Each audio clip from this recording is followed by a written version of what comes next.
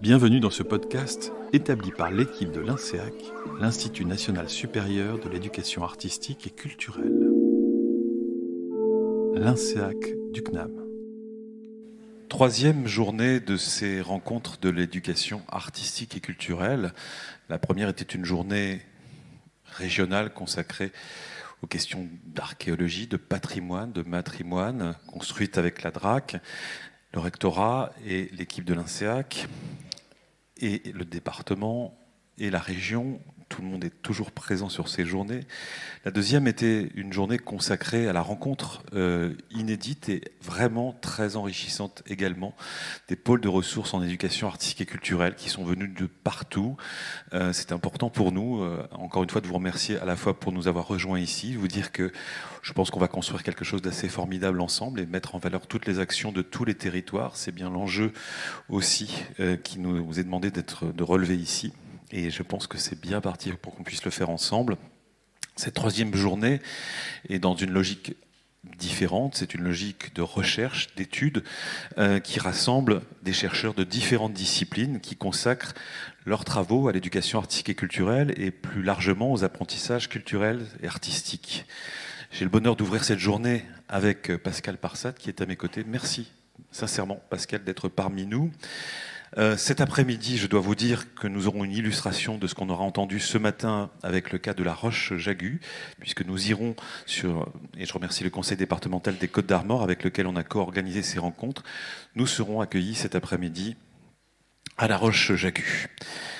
Tout le monde a répondu ici, en tout cas tous ceux que vous allez entendre aujourd'hui ont répondu à un appel à communication de l'Institut national supérieur de l'éducation artistique et culturelle pour présenter des travaux de recherche sur le thème « Les saisons de l'éducation artistique et culturelle » avec des questions relevant de la petite enfance, de l'accessibilité à l'éducation artistique et culturelle pour le troisième âge et aussi de l'accessibilité plus généralement, cher Dominique, sur l'éducation artistique et culturelle. Et c'est bien au temps de la vie que l'on s'intéresse.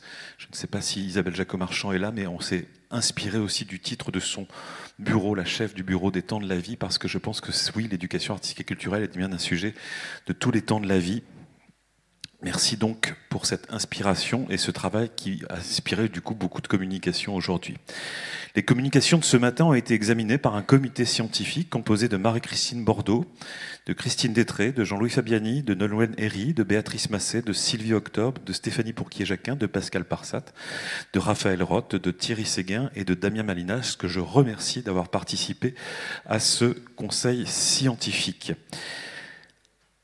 Merci à Valérie Jounot, Arnaud Vigneron, à Sylvestre Roth, nos collègues du département des Côtes-d'Armor, qui ont contribué à ce repérage aussi d'expériences de terrain emblématiques, de belles histoires de l'éducation artistique et culturelle dans notre région et qui vont vous être racontées. Merci enfin au comité d'organisation de cette journée, Alexandre Delorme, Laurent Garot, Christophe Guilloux, Justine Jandot d'Idanjou, Zoé Lagnès, Julien Lebourg, Zéyouli, Laure-Hélène Swinen. Merci à eux, ce sont pour une partie d'entre eux des doctorants inscrits à l'INSEAC, et je tiens vraiment à les remercier pour ce travail essentiel et important. La recherche en éducation artistique et culturelle, c'est une des missions aussi de l'INSEAC, et ça tient évidemment une place tout à fait importante pour réfléchir, pour penser, pour améliorer, mais pour aussi avoir les perspectives de ce que sera le AC demain pour tous les professionnels, pour tous ceux qui forment à l'éducation artistique et culturelle. Et c'est évidemment un enjeu qui doit être partagé par tout le monde professionnel en tant que tel. C'est le sens aussi des réflexions qui se font dans le monde académique, et c'est à ça que peuvent conduire aussi les différents objets d'études. On voit qu'on a beaucoup de chercheurs dans différents laboratoires qui travaillent sur ces sujets. Pouvoir rassembler ces travaux, c'est évidemment définir aussi un champ de recherche autour de l'éducation artistique et culturelle qui mérite une recherche de qualité conduite par plusieurs chercheurs depuis très longtemps, mais qui suscite aujourd'hui de nouvelles vocations, et on comprend pourquoi. C'est aussi pourquoi nous sommes ravis de participer au groupement d'intérêt scientifique Art et Éducation avec nos collègues du CEREM. Je remercie Pascal d'être ici aussi pour le laboratoire, évidemment, le laboratoire ADEP aussi, apprentissage, didactique, évaluation. Merci d'être venu d'Aix-Marseille, cher Pascal. évidemment, c'est un groupement qui a vocation aussi à porter toutes ces réflexions qui croisent toutes les disciplines autour d'éducation, de recherche, d'art et de culture. Merci donc à Pascal. Merci aussi à Manuel Zaclade du laboratoire d'ICEN du CNAM auquel nous sommes rattachés. Cette journée d'études lance bien la saison des séminaires de recherche aussi mensuels de l'INSEAC qui sont aussi disponibles par visioconférence qu'on a concocté avec des dates qui peuvent aussi vous intéresser. Je vous renvoie aussi directement sur le site de l'INSEAC et sur le site du laboratoire d'ICEN. Cette année, la thématique de notre séminaire de recherche porte sur les égalités autour de la question de la charte 1 de l'éducation artistique et culturelle de la charte que vous connaissez tous. Voilà ce que je pouvais vous dire en tout cas en introduction. Je dois vous préciser des choses qui ne sont pas tout à fait justes dans le programme sur la répartition des tables rondes. Je vous donne des renseignements pratiques. La table ronde numéro 1 portant sur l'éveil artistique et culturel, la naissance des possibles, animée par Raphaël Roth, elle aura lieu ici, au Théâtre du Champ-Aux-Rois. La table numéro 2 consacrée aux sensations de l'âge, l'expérience de l'âge, vieillir et continuer l'éducation artistique et culturelle, animée par Marie-Christine Bordeaux, aura lieu dans la salle des 4G à l'INSEAC. Les 4G, c'est les 4 Georges, les 4G. Et puis, la réalité et autres possibles, la question du handicap et de la vulnérabilité sera animée par Thierry Séga. Et ça se trouvera dans la salle Avalon de l'INSEAC. Je remercie les 3 animateurs de ces tables rondes ainsi que leurs intervenants. Voilà ce que je voulais vous dire en guise d'introduction. Et je vais passer maintenant la parole à Pascal qui va nous dire l'essentiel. Merci, merci beaucoup, cher Emmanuel. Mesdames, Messieurs, bonjour. Merci de cet honneur que vous me faites pour votre invitation et la confiance depuis toutes ces années qui nous conduisent tout naturellement à être ensemble ici aujourd'hui. Ainsi, nous faisons nos premiers pas ensemble, connectés par Christine Caillé-Brégé en charge de la mission handicap de l'Université d'Avignon et des Pays de Vaucluse, que vous présidez alors. S'en suivra une leçon d'université en 2010 pendant le Festival d'Avignon. Cultiver son jardin secret, leçon qui sera par la suite publiée. Je tiens encore une fois à vous saluer sur ce point-là, puisque ce fut la première fois en France qu'un livre sorte le premier jour, le même jour pour tout le monde, accessible à tous, c'est-à-dire en version classique, en version gros caractère et en version audio. Chose qui mérite d'être rappelée, c'est que pour la première fois, un ouvrage dans cette édition a été publié, réédité 3 fois, tellement il y avait de demandes. C'est juste pour dire que penser accessible, c'est aussi augmenter son chiffre d'affaires. S'en suivra une collaboration au bénéfice du livre blanc que la ministre de l'Enseignement supérieur et de la Recherche d'alors, Valérie Pécresse, vous avez confié sur la culture à l'université et tout dernièrement, évidemment, des interventions dans les formations proposées tant à l'Université d'Avignon quand vous y étiez, qu'ici à l'INSEAC, à Guingamp, puisque vous y êtes. Et enfin, évidemment, cette année, en m'invitant à participer à ce collège, à ce conseil scientifique qui a préparé ces journées. Votre curiosité, votre sens de l'innovation, votre pertinence, emportés par votre attachement à une République qui prenne en compte et non pas en charge chacun de ses concitoyens, votre mobilisation sans relâche au bénéfice d'une culture de l'égalité sont des atouts pour nous tous. Il faut le dire. Alors votre invitation permanente à observer, ajuster, parfaire ce qui est en place devrait l'être, nous engage et nous oblige. Alors permettez-moi de la saluer, de vous saluer pour cela, et surtout vous et vos équipes, car évidemment, travailler ensemble fait la différence, j'y reviendrai. Là est votre démarche, que les droits culturels soient satisfaits, révèle des publics, fasse émerger des questions, impulse des enjeux peu ou pas connus, donne le tempo, en un mot, fasse société.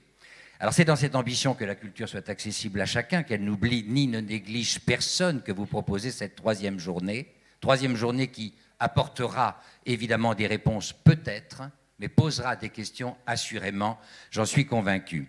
Ayant créé la première école de théâtre accessible à tous et permis à 80 de ses élèves d'entrer dans une carrière de comédien, ayant par conséquent aussi pas moins travaillé pour que la collectivité s'empare de ce sujet dans une démarche maîtrisée à 360 degrés pour qu'il n'y ait pas de rupture dans l'offre, dans l'usage, ni dans le projet. La liste est longue, je ne vais pas vous fatiguer à la dérouler indéfiniment.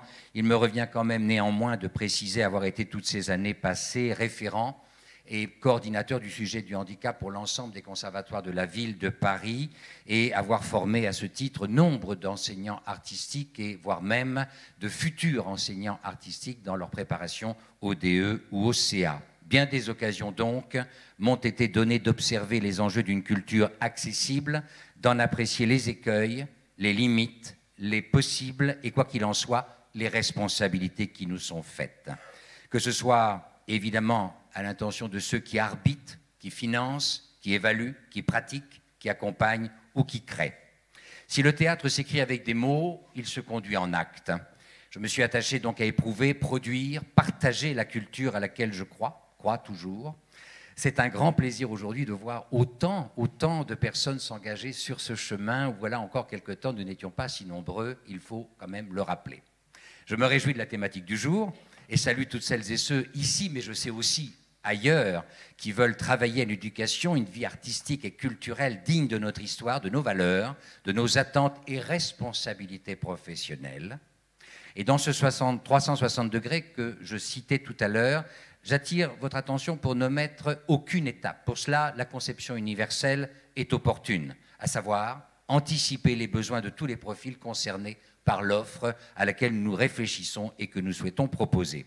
Ce qui implique évidemment de connaître tous les profils potentiels, de n'en oublier aucun, dont les personnes ne pouvant pas sortir de leur lieu de vie.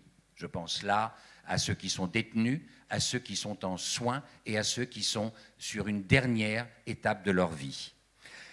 En travaillant sur ce qui est commun, en ajustant ce qui répond aux besoins, en acceptant le temps qu'il faut pour que cela se sache, soit désirable et enfin désiré, vous et nous aurons fait de grands pas et de vous à moi, satisfait notre devoir dans la mission qui nous est confiée et donc qui se repose sur notre professionnalisme. Quelques pistes pour réduire les omissions et carences dans le projet, un lieu, des outils, des rythmes et des organisations pédagogiques qui, à tout endroit, sont conformes et à la hauteur du projet. Des outils d'information pédagogiques accessibles à tous, des présentations et représentations qui le sont également, des professionnels formés, autonomes, des lieux adaptés, accessibles quoi qu'il en soit, car je rappelle que les lieux de culture ont beaucoup travaillé pour l'accessibilité des publics, mais n'ont pas encore tout à fait pris rendez-vous avec l'accessibilité du côté des coulisses. Et pour autant, les ERP ont l'obligation, c'est un autre versant, de former leurs collaborateurs dédiés à l'accueil des personnes. Or, enseignants, administration, bord de plateau sont aussi des professionnels qui vont être en lien avec le public. Dès lors, pourquoi ne pas aller plus loin? Évidemment des œuvres accessibles, des sorties culturelles tout autant anticipées et donc maîtresses du sujet, que dire des transports, de la signalétique, des voiries, des équipements. On n'est pas seul, il faut travailler ensemble. C'est bien beau, mais on fait comment, me direz-vous? Évidemment, se doter de moyens, et ce, durablement, avec la conscience que le résultat ne se juge pas au volume, mais à la satisfaction d'une personne. On commence par un, et c'est déjà beaucoup. Il n'est pas question de faire des one-shots, il n'est pas question de financer une fois. Non, il faut s'engager sur la durée. Au-delà des moyens, comment œuvre-t-on pour l'équité? Cela demande de préserver évidemment l'équilibre entre chacun. Nous sommes égaux incontestablement, mais heureusement uniques, comme nos empreintes digitales, donc nous ne sommes pas semblables. Cela demande d'anticiper, de prévoir des réponses à chaque besoin. Cela engage aussi à ne pas vouloir systématiquement que l'autre rejoigne ce que nous connaissons, maîtrisons, pensons juste, nécessaire, adapté, quand en fait l'idéal, il me semble, ne peut être atteint qu'en partant du présent, du concret et du réel. Cela nécessite de permettre l'accès au choix et non de contraindre à celui-ci par défaut. Dès lors, c'est adapter l'existant, mais plus encore, c'est penser à créer accessible. C'est de ne pas vouloir faire avec ce qui nous est connu, mais proposer de nouvelles offres, de nouvelles pratiques, de nouvelles pédagogies, de nouvelles esthétiques. Nous savons, pour ceux qui ne parlent pas français, traduire nos offres. Continuons dans le même esprit, à l'intention des personnes handicapées en perte ou manque ou absence d'autonomie. C'est plus large et nous servirons plus de personnes. Et puis cela demande beaucoup d'humilité, beaucoup de résistance en bien des endroits, et puis une résistance qui doit s'affirmer sur le fait que est-ce que je le fais bien et non plus est-ce que je fais le bien. Notre ambition du juste et de l'équité n'est pas sans risque ni sans danger. De ma modeste expérience, j'ai gardé le doute, la crainte qu'au nom de l'égalité, des participants entrent dans une souffrance nourrie par les réalités de leur handicap et les enjeux d'une démarche exigeante. Dès lors, adapter, oui, mais jusqu'où? Le résultat, l'exigence, doivent-ils aussi être adaptés? Il nous faut nous méfier de ce à quoi nous sommes habitués. Pensons aussi à celles et ceux qui évalueront, applaudiront et qui ne savent rien de ce que nous avons mis en place pour arriver à ce résultat. Il ne faut pas non plus peut-être adapter l'appréciation qui regarde. Faire entrer un 45 dans un 42, c'est une gageure. Du sur-mesure est plus opportun et c'est beaucoup moins douloureux. Ce qui est juste, c'est de créer du possible, de n'empêcher personne, de permettre à toutes et tous d'accéder à une culture, celle qui les attire, celle qu'ils découvriront guidée, initiée, éclairée. Ce qui est juste, c'est de pouvoir pratiquer avec des personnes diplômées, formées, responsables et qui ont le devoir de leur responsabilité. Ce qui est juste, c'est de ne pas avoir à revendiquer ni à dissimuler. Ce qui est juste, c'est de lever toute ambiguïté, démagogie, opportunisme. Ce qui est juste, c'est d'avoir une exigence qui ne s'adapte pas, mais qui cherche sans cesse comment la partager avec l'autre. Ce qui est juste, c'est que le droit fait à l'un ne prive pas les autres.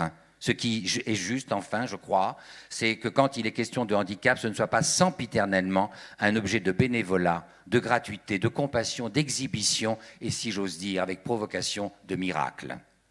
Le droit passe aussi par la reconnaissance et la considération du professionnalisme, tout autant par l'acceptation que nous n'avons pas tous le goût, pas tous l'ambition, ni la capacité d'être au rendez-vous de cette typologie de personnes.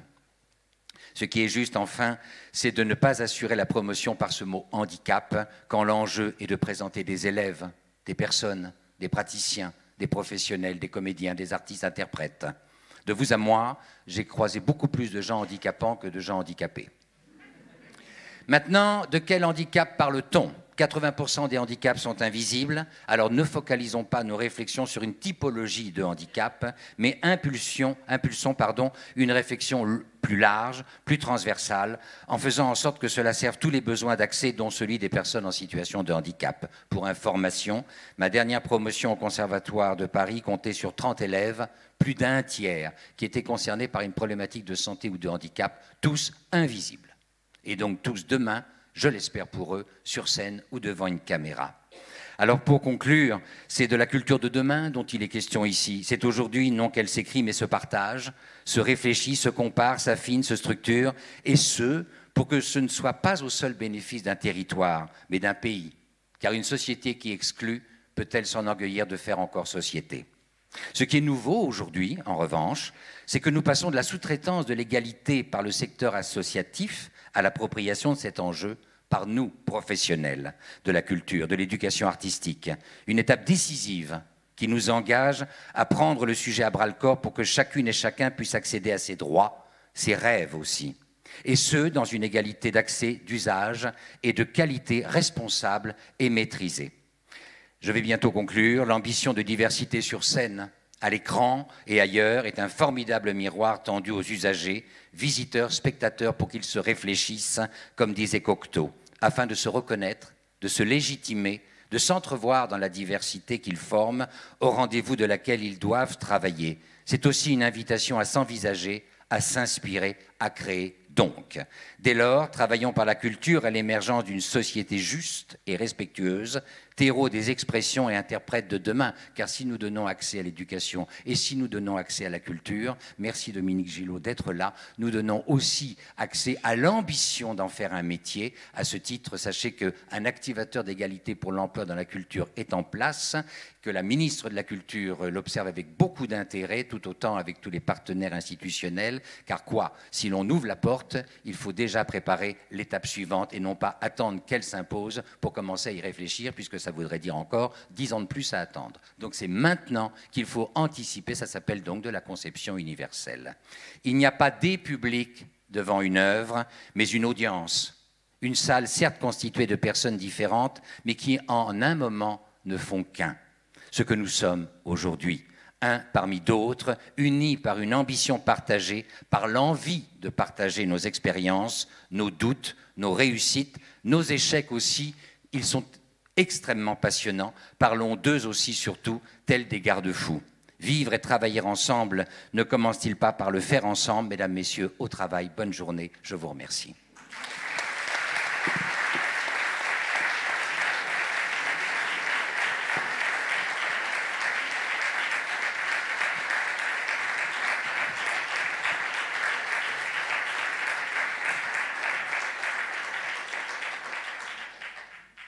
de jolis mots, dont certains donnent aussi le vertige, cher Pascal, mais un vertige qui est à la hauteur des enjeux que nous allons. Nous traitons effectivement de cette question aussi de l'accessibilité, dans le sens où c'est le premier article de la Charte de l'éducation artistique et culturelle, ce qui est une très haute ambition, l'ambition croisée par nos ministères. Je tiens vraiment à saluer ici Manuel Brosset, qui est encore là aujourd'hui. Merci d'avoir suivi ces travaux à jour.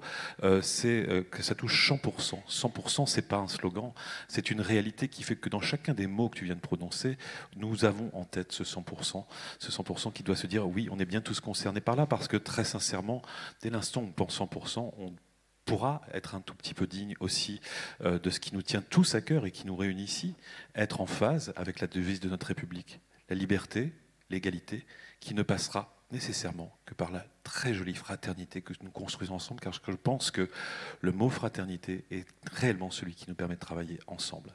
Mais c'est un très joli mot, fraternel. Merci à toi. Place à la première table ronde.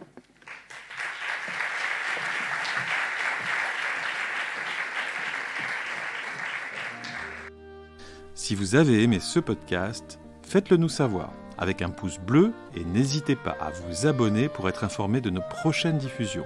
Merci de votre écoute. Briser des murs, ériger des ponts, l'INSEAC du CNAB.